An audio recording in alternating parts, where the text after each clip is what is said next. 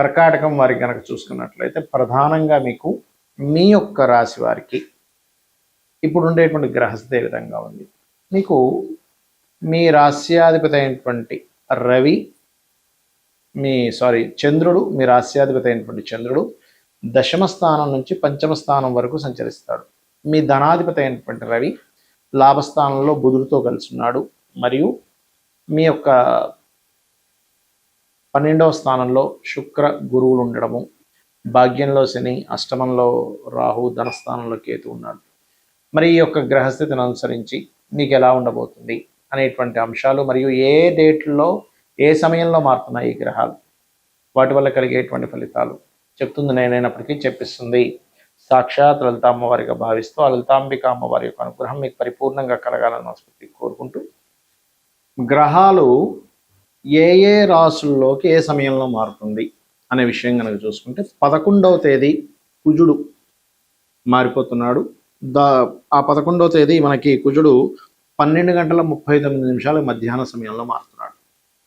అయితే దాని యొక్క ఎఫెక్ట్ 1-2 days ముందు నుంచే ఉంటుంది. అది ముఖ్యంగా ఎండ మీద, అంటే తీవ్రమైనటువంటి దీని మీద, రాజకీయ నాయకులకు వచ్చే ఎఫెక్ట్ మీద ఉంటుంది.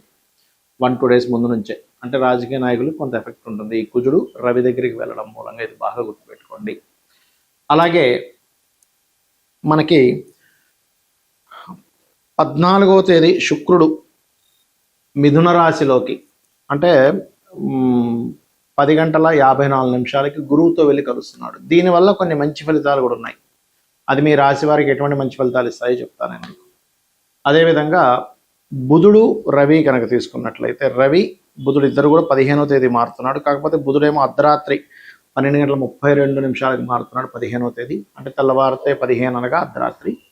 అదేవిధంగా రవి 15వ తేదీ 6:22 మారుతున్నాడు.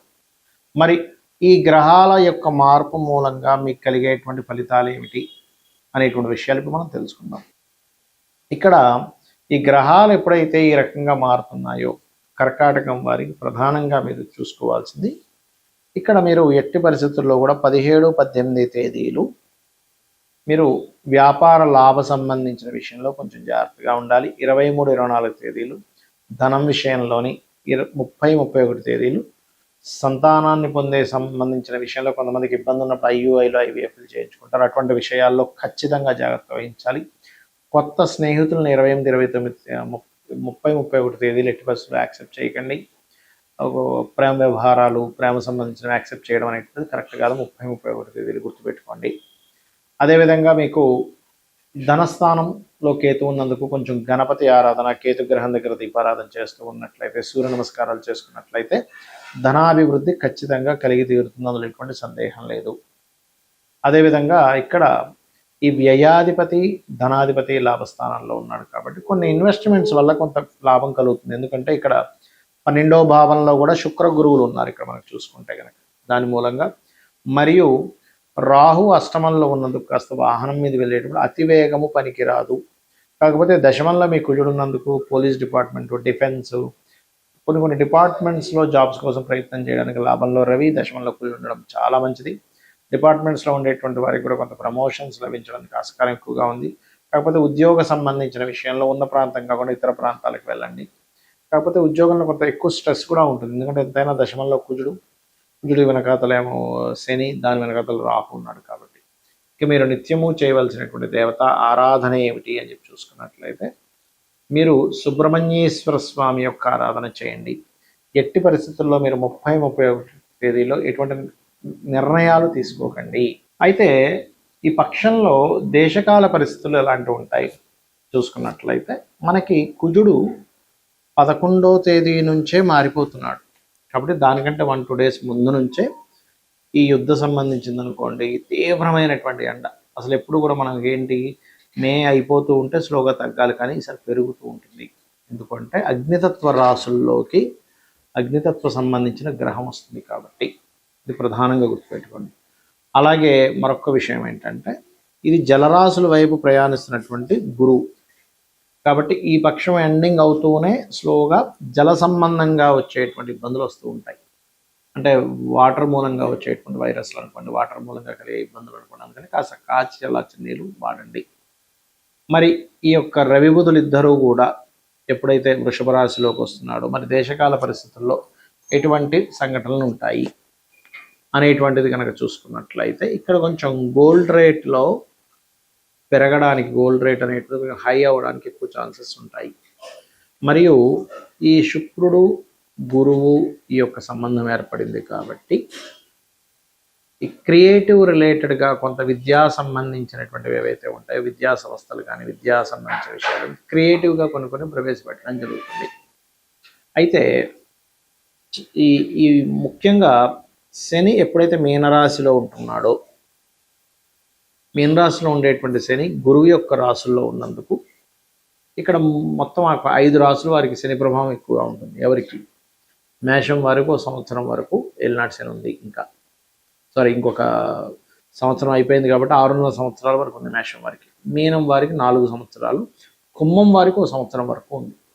కాబట్టి కుంభం వారికి ఎప్పుడైతే సంవత్సరం వరకు ఉందో, ఇదేంటంటే ఈ శని యొక్క ప్రభావం తగ్గడానికి, అది అష్టమ శని సింహం వారికి అష్టమ శని, ధనస్సు వారికి అర్ధాష్టమ శని ఉంది. కాబట్టి మీరు శని బాధ ఉంది అనేటువంటి దీంట్లోకి వెళ్ళిపోకుండా సింపుల్గా కొన్ని టెక్నిక్స్ చెప్తాను, అవి చేయండి. ఏ ప్రభావం ఉండదు. భయపడిపోయి అయ్యో ఏదో చేయించేసుకోవాలి, నాకేది కలిసి రాదేమో అని భయం పడకండి. ఎందుకు ఈ విషయాన్ని ఎందుకు లేవస్తానంటే, సాటర్న్ నడిచేటప్పుడే నేను చాలాసార్లు వివరించాను మీకు. రాజకీయ నాయకులు అయ్యారు, చాలా గొప్ప గొప్ప వాళ్ళు అయ్యారు అనే విషయాన్ని. అదేవిధంగా కేవలం ఏలినాటి శని, అర్ధాష్టమ శని, అష్టమ శని కాకుండా మనకి కాలసర్ప దోషాలు ఇవే కాకుండా మన జన్మజాతకం అనేది ఒకటి ఉంటుంది కూడా చెప్పాను. అయితే మీకు ఏలినాటి శనికి సంబంధించిన, అర్ధాష్టమ శని, అష్టమ శనికి సంబంధించిన రెమెడీ మిగతా విషయాలు చెప్తాను. ఇక్కడ కొన్ని విషయాలు మీరు పాటించండి. నెగ్లిజెన్సీ చేయకండి. ఎవరితోనైనా మాట్లాడేటప్పుడు ఎక్కువ జోక్స్ వేస్తే అది ఒక్కొక్కసారి రాంగ్ దీంట్లోకి వెళ్తుంది, గుర్తుపెట్టుకోండి. అలాగే మరొక్క విషయం ఏమిటి అని చెప్పి చూసుకున్నట్లయితే, ఇక్కడ ఏ పని పోస్ట్ పోన్ చేయకండి, బద్దకించకండి. మధ్యాహ్నం పూట నిద్రపోకండి. శనివారాలు పూట ఒంటికి శుభ్రంగా నీట్గా ఒరిజినల్ నువ్వులు నేను రాసుకొని ఒక 10-20 నిమిషాలు ఉండి తర్వాత స్నానం చేయండి. నిత్యము ఆంజనేయ స్వామి ఆలయం కానీ, సుబ్రహ్మణ్యేశ్వర స్వామి ఆలయం కానీ, లేకపోతే మన లక్ష్మీ నరసింహస్వామి ఆలయం, లేదా గణపతి ఆలయం, లేనట్లయితే రావి చెట్టు ఉన్న ప్రదక్షిణం చేయండి. ఖచ్చితంగా మీకు ఆ ప్రభావం తగ్గుతుంది.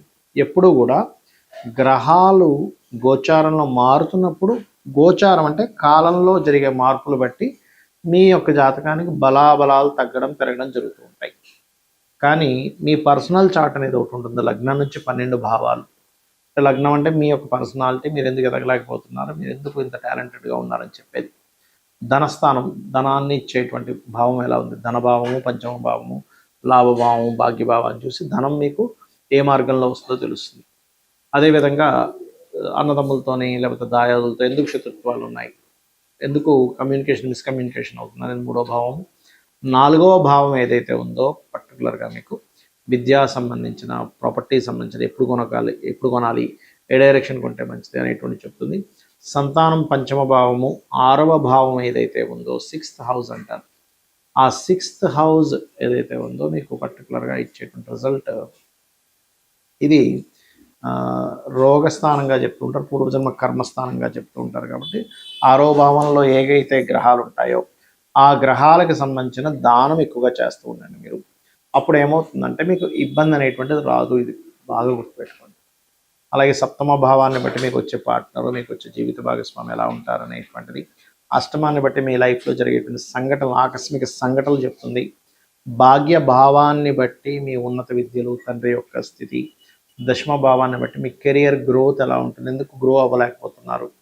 లాభభావాన్ని బట్టి మీకు జరిగేటువంటి లైఫ్లో పొందే సక్సెస్. 12వ స్థానాన్ని బట్టి మీ ఇన్వెస్ట్మెంట్స్ ఎప్పుడు చేయాలి, మీరు విదేశాలకు వెళ్తే బాగుంటుంది, ఇక్కడ ఉంటే బాగుంటుంది అని విడివిడిగా ఉంటాయి ఇప్పుడు ఆస్ట్రాలజీలో. అంతేగాని మూసగా ఎల్నాడిసి నడుస్తుంది కాబట్టి నాకేం కలిసి రాదు, కాలసప యోగం ఉంది కాబట్టి నాకేం కలిసి రాదు అనేటువంటిది ఉండదు. అలా ఎక్కడా మహర్షి చెప్పలేదు. ఏ భావానికి ఆ భావం చాలా స్పష్టంగా ఈ భావానికి సంబంధించిన ఫలితం వస్తుంది కాబట్టి నీకు ఇలా జరుగుతుంది, ఈ భావానికి సంబంధించిన ఫలితం నీకు అంత బలంగా లేదు కాబట్టి నువ్వు ఇబ్బంది పడుతున్నావు, సో దానికి పరిహారం చేసుకునేటువంటిది ఉంటుంది. అయితే జాతకం తెలియదు, నాకేం అర్థం కావట్లేదు, నా రాంగ్ టైం ఉంది, నా టైం సరిగా లేదు అని అనుకునేవారు సింపుల్గా ఏం లేదు.